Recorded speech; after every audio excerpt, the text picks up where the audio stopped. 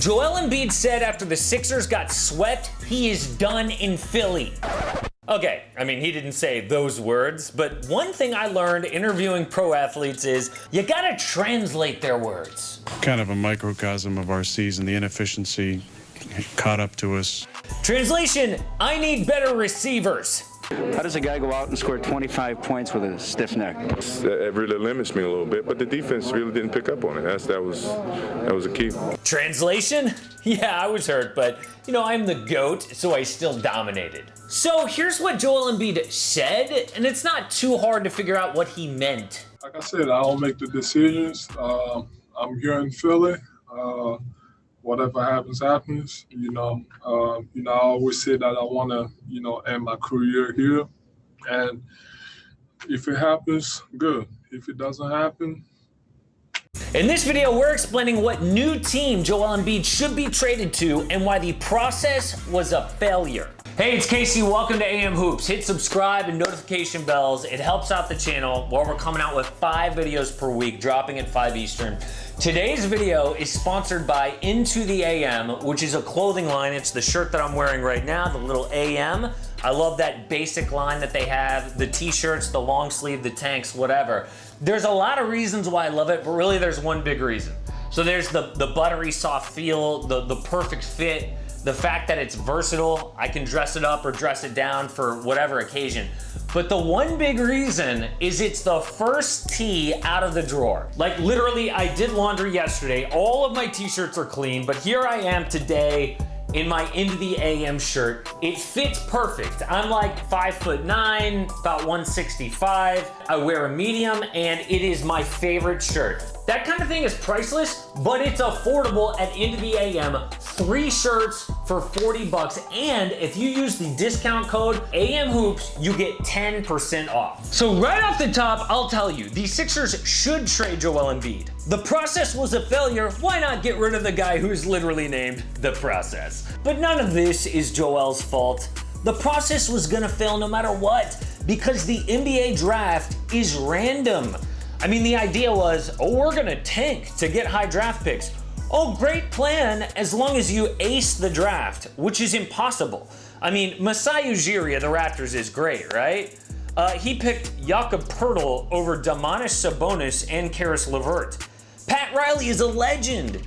He passed on Devin Booker for Justice Winslow. And by the way, that's not those GM's fault. That just shows that no matter how smart you are, no one can get the draft perfect. So if your plan is to get high draft picks, you are going to fail. Yes, the Sixers got Embiid and Ben Simmons, but they also took Jahlil Okafor over Kristaps Porzingis or Markelle Fultz over Jason Tatum. So the process failed, but every single Sixers GM after Sam Hinkie failed too. I know Joel Embiid was mad because he got swept. He might also be mad because Al Horford makes almost as much money as he does. Elton Brand has ruined this franchise. He gave a 34-year-old Al Horford $100 million and Tobias Harris max money. Tobias Harris could be a number 3 on a championship team at best. That is not a max salary guy. The spacing just doesn't work with Ben, Joel, and Al Horford. It only got worse. The logical choice would be, hey, move Al Horford. But no one's gonna take that horrible contract.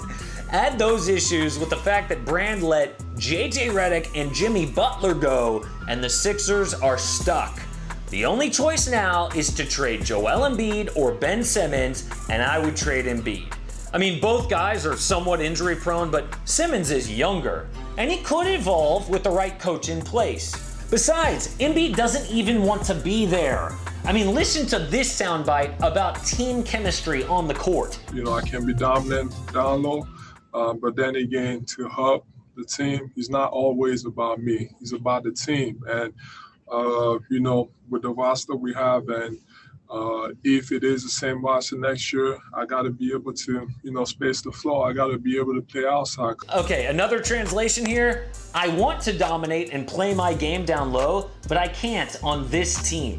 Look, Embiid apparently wants to leave, and I don't blame him, so the Sixers should get all they can get. So my first trade idea for Joel Embiid is the Trailblazers trade Trevor Ariza, Yusuf Nurkic, and 2 first-round picks for Joel Embiid. A center for center swap. Now, Nurk doesn't exactly solve the Sixers' spacing issues, but he does provide a change of pace. With Nurkic on the team, there's no question whose team this is. The offense runs through Ben Simmons. Nurkic is also an elite passer. The Sixers also get 2 first-round picks in the deal, which is significant. On Portland, Embiid raises their game offensively and defensively. The Blazers' wing depth is still suspect, but a big 3 of Damian Lillard, CJ McCollum, and Joel Embiid would challenge anyone in the West. The Boston Celtics trade Gordon Hayward and 3 first-round picks for Joel Embiid. This trade is really tough to see because the teams don't like each other, but Gordon Hayward fits on almost any team because of his ability to score at all 3 levels, defend at an average clip, and play off the ball. If he picks up his player option, it'll be his last year on the books, so the Sixers can create big cap space and sign a big name in free agency. They also get those 3 extra first-round picks. Embiid on Boston is an obvious fit. They need size, that in depth are their only question marks. With Joel, it would be like a big 4 of Embiid, Tatum, Jaylen Brown, and Kemba Walker. That would make the Celtics title favorites, which is why the Sixers probably would never do this. So something a little more realistic. The New York Knicks trade Julius Randle, Taj Gibson, and 4 first-round picks.